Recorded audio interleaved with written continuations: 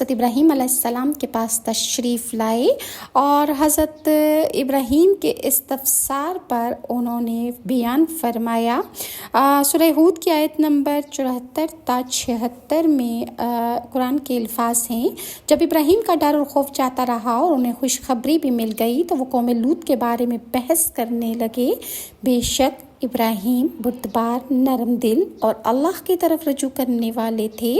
اس پر فرشتوں نے فرمایا کہ اے ابراہیم، اس خیال کو چھوڑ دیجئے، آپ کے رب کا حکم ان تک پہنچا ہے اور ان لوگوں پر کبھی نہ ٹلنے والا عذاب آنے والا ہے۔